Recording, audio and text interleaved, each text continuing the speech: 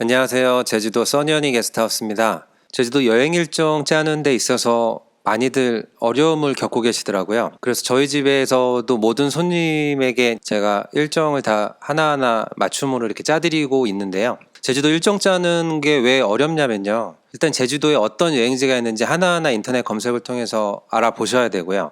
또 그런 각각의 여행지들이 내가 좋아할 만한 곳인지 내가 기대하는 걸 이룰 수 있는 곳인지 하나하나 검증 과정을 또 거쳐야 됩니다. 검증 과정을 또 다 거치게 되면 내가 고른 그런 여행지들을 선으로 이어서 동선을 구축해야 되겠죠.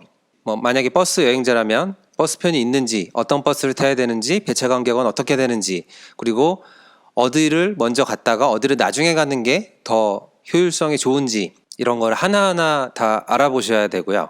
또 여행지와 또 별개로 내가 가고 싶은 맛집이나 어떤 카페, 소품점 같은 곳들이 자 이어서 이렇게 넘어가기가 좋은지도 또 체크해 보셔야 됩니다.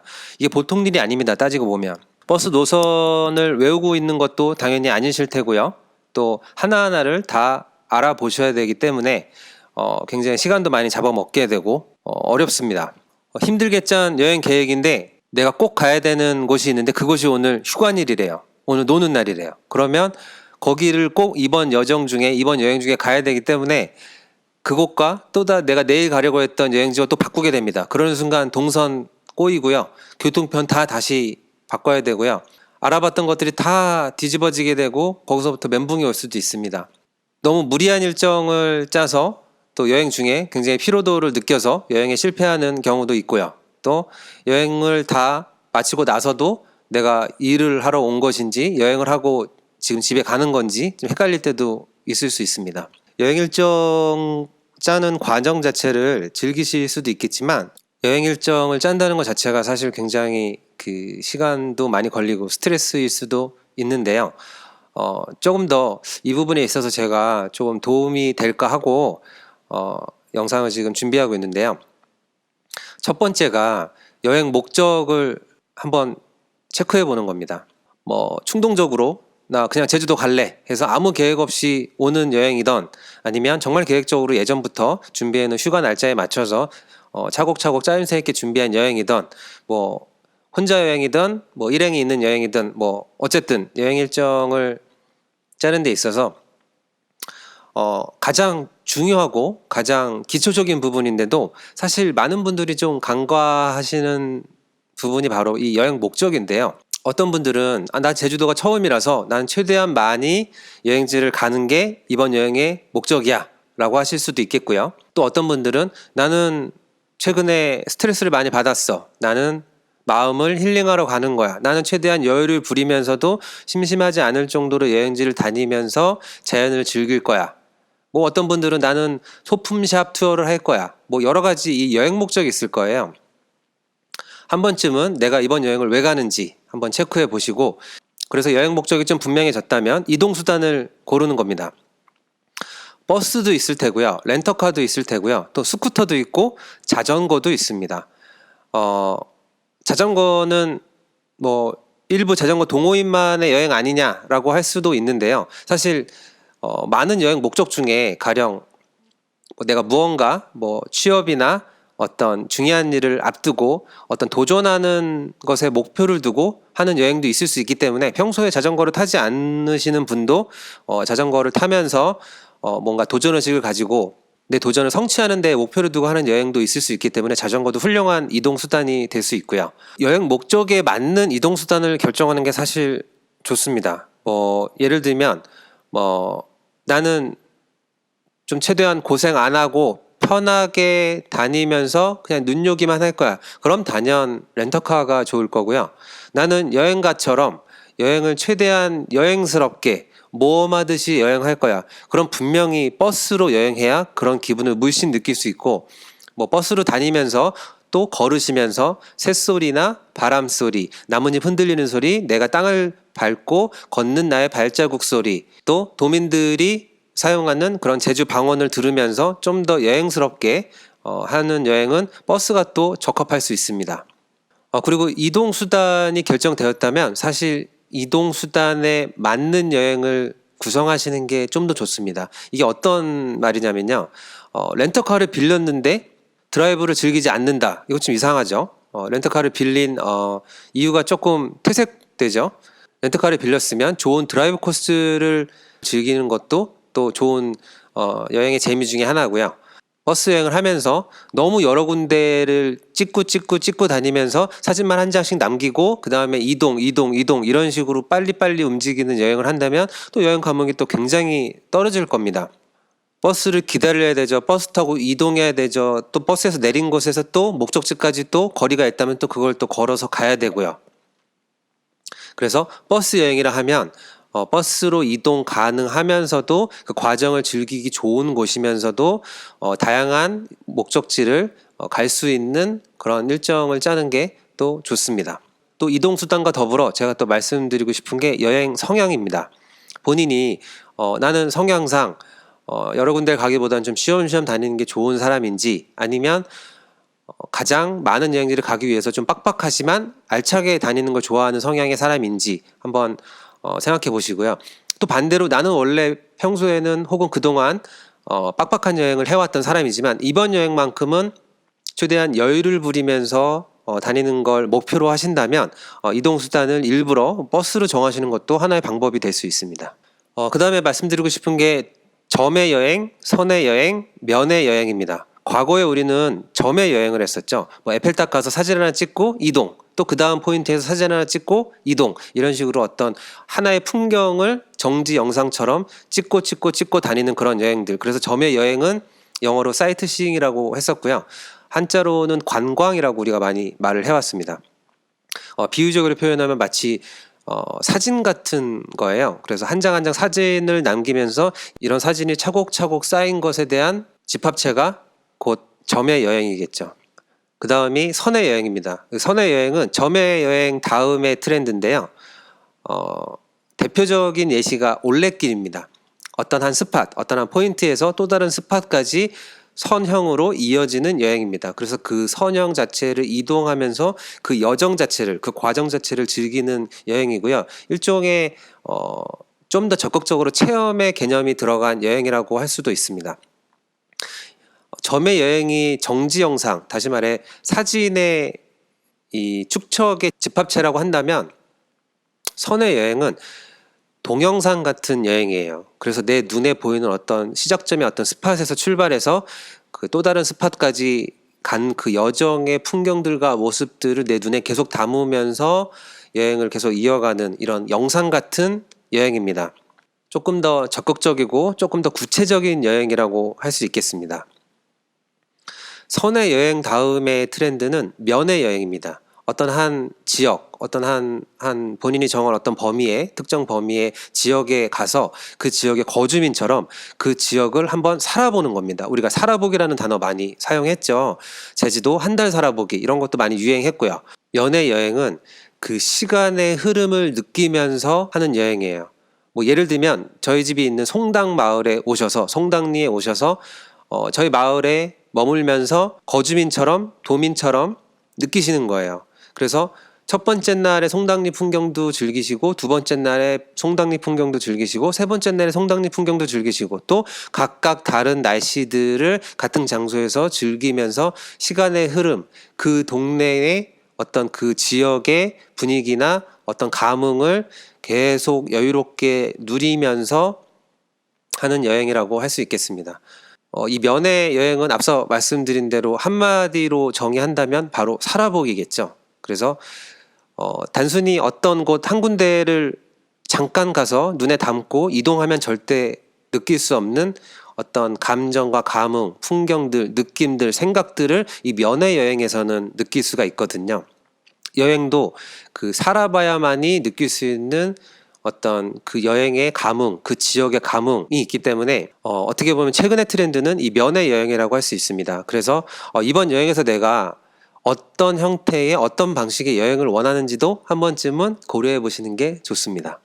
그렇다고 점의 여행이 예전 트렌드고 지금 점의 여행은 촌스럽고 면의 여행이 더 우월하다 이런 표현은 아닙니다.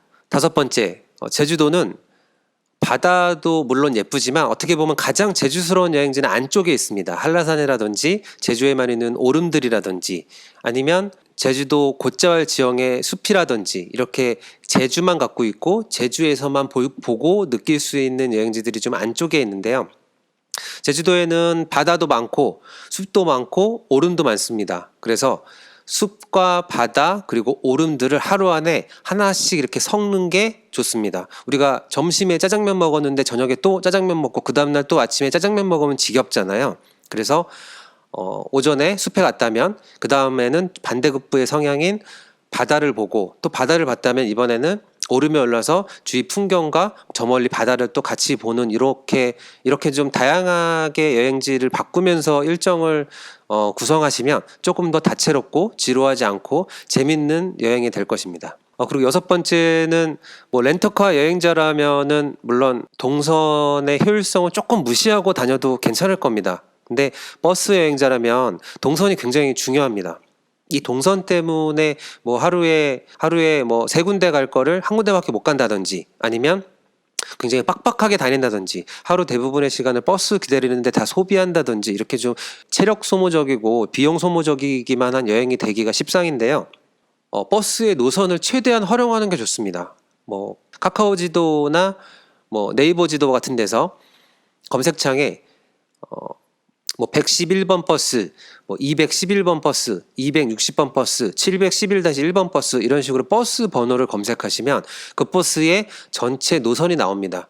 또한 그 제주 버스 정보 어플을 이용해서 노선을 확인하실 수도 있고요. 이렇게 온라인 상에서도 버스 노선을 손쉽게 확인할 수 있으니까 이렇게 버스 노선을 최대한 활용해서 여행하시는 게 좋습니다. 가령 저희 집에서 260번이나 711-1번을 이용해서 비자림에 갔다가 세화해변에 갔다가 다시 저희 집에 돌아오는 코스로 여행하면 버스를 한 번 탔을 때 7분, 10분 정도씩만 타고 또 한 번 이동할 때 환승을 한 번도 안 하면서도 숲과 바다 이렇게 다양하게 여행을 하실 수가 있고요. 저희 집이 무료 오름 투어를 매일 하는 곳이다 보니까 비자림 갔다가 세화해변 갔다가 저희 집에 오셔서 오름 투어까지 이용하신다면 하루 안에 숲과 바다와 오름을 여행하시면서도 정말 여유롭게 여행을 즐기실 수 있습니다.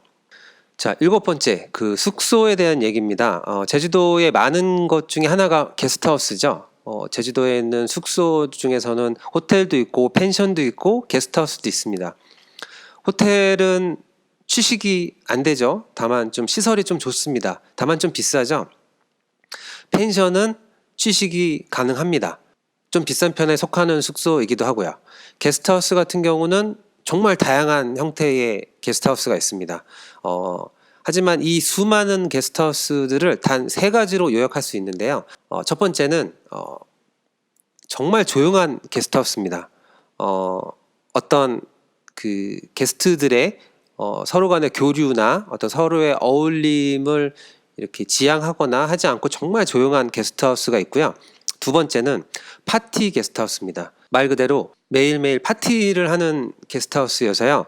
뭐 15,000원에서 뭐 30,000원 정도의 비용을 게스트하우스에 내고 파티를 즐기는 게스트하우스고요. 세 번째는 조용한 게스트하우스와 파티형 게스트하우스의 중간 정도라고 보시면 됩니다. 어떻게 보면은 뭐 교류형 게스트하우스라고 할 수 있는데요. 저희 집 같은 경우가 여기에 해당됩니다.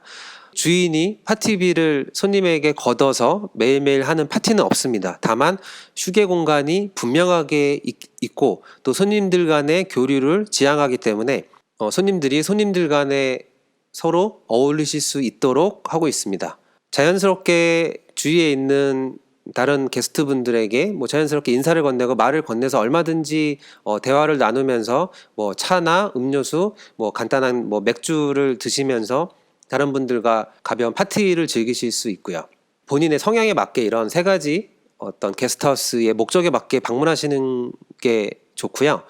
혹은 날짜별로 다른 게스트하우스를 선택해서 그날 다른 성향의 게스트하우스를 즐기는 것도 좋은 방법이 되겠습니다. 그 다음에 여덟 번째, 아까 제가 얘기 중에 언급하긴 했는데요. 휴일 체크입니다. 여행지를 가시던 박물관에 가시던 가게 어떤 뭐 식당이나 카페, 소품점에 가시던 이 휴관일이나 휴무 체크를 하시는 게 좋습니다. 일단 여행 일정을 힘들게 다 짜놨는데 그날 가봤는데 휴관일이면 특히나 버스 여행자들은 굉장히 멘붕이 올 수도 있습니다. 여기서부터 동선이 꼬이고 꼭 가야 되는 여행지에 속하는 곳이었다면 또 다음날 일정과 또 다시 바꾸면서 일정을 다 갈아엎어야 되기 때문에 또 어려운 점이 있고요. 식당이나 카페 같은 이런 개인 자영업집은 임시 휴업을 하는 경우도 많습니다. 그리고 어떤 곳은 재료가 소진되면 또 그날 영업을 조기 종료하는 곳도 있기 때문에 휴무 체크, 휴관일 체크 꼭 하시는 게 좋고요. 어떻게 보면 귀찮지만 가장 확실한 방법은 그때그때 그날 방문 전에, 특히나 식당은 방문 전에 전화 한 통 해서 방문하시는 게 좋습니다. 그래서 내가 지금 가도 이용할 수 있는 시간인지, 이용 시간에 문제가 없는지, 그리고 내가 이용하고자 하는 그 메뉴가 가능한지 확인하신 다음에 이동하시는 게 좋습니다. 그리고 마지막으로는 이제 좀 정리하면서 말씀드리고 싶은 건데요. 여행을 처음에 제가 목적부터 한 번쯤 이렇게 상기해 보고 목적부터 한 번쯤 생각해 보고 일정을 짜는 게 좋다고 했잖아요. 뭐 예를 들면은 나는 그동안에 제주도를 바다 위주로만 다녀서 이번에는 또 다른 곳에 가고 싶다. 혹은 나는 오름이라는 데에 한번 관심을 갖고 한번 들러보고 싶다고 하면은 오름이 이번 여행의 메인이 될 거예요. 그러면은 하루에 하나씩 혹은 한두 개씩 오름을 일정에 일단 잡아두고요. 어떤 오름을 갈지도 한번 결정해 보신 다음에 그 해당 오름에서 이어지기가 좋은 해변과 숲을 하나씩 덧붙이는 방식으로 일정을 잡으시는 게 좋습니다.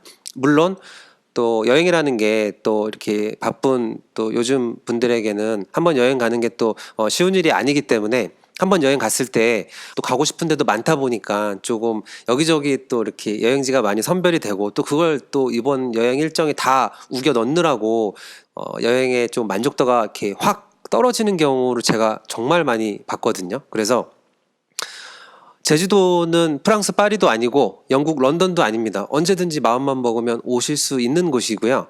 비행기표가 기차표보다 더 쌉니다. 공항에서 멀지만 않다면 1시간 10분이면 언제든지 금방 오실 수 있는 곳이기 때문에 너무 욕심 부리기보다는 내가 이번 여행의 목적이 뭔지, 내가 이번 여행을 왜 가는 것인지 한번 생각해 보고 그런 곳들을 이룰 수 있는 주요한 여행지를 먼저 고르시고 그걸 일자별로 하나씩 배치하신 다음에 거기에서 이어지기 좋은 반대급부의 성향의 여행지들을 하나씩 붙이고 거기서 또 이어지기 좋은 맛집이나 카페를 이어가는 식으로, 그래서 출발점은 가장 우선순위에 있는 그 몇 군데를 시작으로 해서 부담 없이 여유롭게 이렇게 일정을 구성하는 게 좋다고 생각합니다. 그리고 이두저두 다 귀찮으시면 그냥 저희 집 예약하시면 됩니다. 저희 집에 예약하시면 제가 모든 분들에게 맞춤으로 여행 성향과 또 이번 여행의 목적 그리고 이동 수단 등을 고려해서 그분들에게 어울리는, 그분들이 좋아할 만한, 그리고 또 이동 수단에 맞게 이동하기 좋은 여행지들로 이렇게 맞춤 일정을 짜드리거든요. 그렇게 해서 저희 집에 예약하셔서 그런 부분도 또 잘 활용하셔서 여행하시면 좋을 것 같습니다. 감사합니다.